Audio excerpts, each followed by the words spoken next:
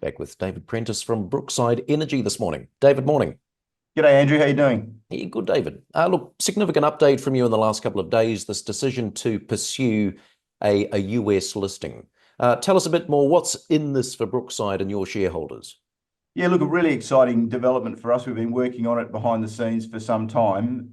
Really, I guess that this week's announcement was the culmination of us putting together the team, if you like, that's going to help us achieve a successful secondary listing. So, there's a bunch of regulatory work that we need to do between now and when we actually get there. But it's an exciting development, and it's really been driven by feedback that we've had from our existing shareholders who are based in North America and in Europe, who are sort of saying, look, it would be a lot easier for us to be able to take a meaningful position in the company. We think your business model would be better understood in the US market, and so yeah, we're super excited. We think it will bring some real benefits to our Australian shareholders, and we're looking forward to getting cracking.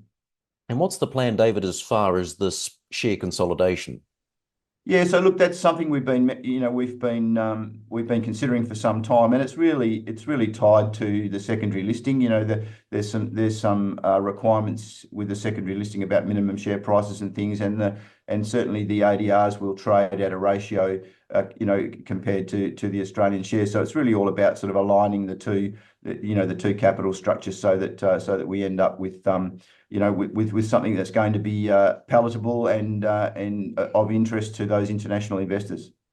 And I suppose this decision here to dual list, has this come about from your feeling Brookside's potentially undervalued on the ASX? Oh, there's no doubt. Look, compared to our peers, in the US, our peers would trade at sort of somewhere between 4 and 8 times forward earnings or next 12 months earnings, and we're trading at about a 1.2 times next year's earnings. So there's an immediate gap there to be filled, and our shareholders are frustrated, as is the board and management team, that we're just not able to seem to be able to get that traction here in the Aussie market. And we think that with European and US investors getting involved, they will help to bridge that gap, and then that will drag the ASX along with it along the way.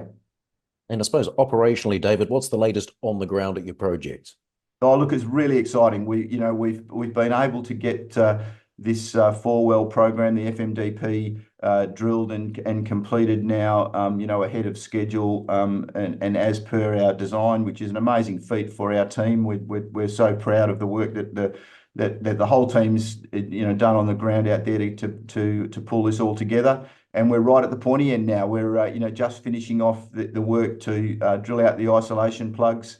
Most of the work to build out the surface production facilities is finished, and so flowback starts shortly, and that's when we see this big jump in production and cash flow that's going to come from what has been a massive undertaking for us. So it's been I think we kicked off operations on Valentine's Day this year, and we've been virtually 24-hour operations on the ground ever since, and so yeah, no, we're absolutely delighted with the progress, and really looking forward to the outcome.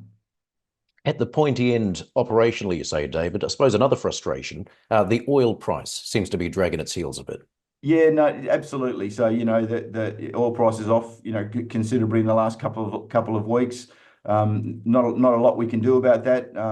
Something that we're still obviously optimistic about what the outlook for oil looks like next year. We still think that supply is constrained, and has been for some time, and there's not we don't think globally there's a capacity to turn on supply quickly. So any kind of demand response that comes here next year, we'll see that oil spike back up to kind of more reasonable levels. But one of the points we would make is that whilst yes, we're certainly sensitive to the oil price in terms of our economics, we've got very, very low costs, and a high quality product mix, which means we do have some sort of a buffer there in terms of the impact on next year's cash flow, even if prices were to remain at current levels or even drift lower. You know, we still throw off a lot of cash next year, and so yeah, we got some sort of cushion there.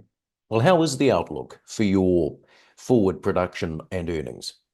Yeah, so for next year, you know, we're forecasting sort of, you know, to hit that sort of 2,500 BOE per day, and you know, forecasting sort of almost 40 odd million Aussie in net income next year. And so, you know, that was all premised at $75 oil. So, you know, we're at just under 70 this morning. So there'll be some impact to that, but it'll be modest, if assuming prices, you know, stay around these levels. So, you know, we're in a fantastic position. You know, where the balance sheet is pristine. We've got you know, we've got good visibility now on all of this cash flow. The capex has come in under budget. So, you know, regardless of what happens in the macro picture, the company is in a fantastic position. Great to catch up, David. Thanks very much. Thanks, Andrew.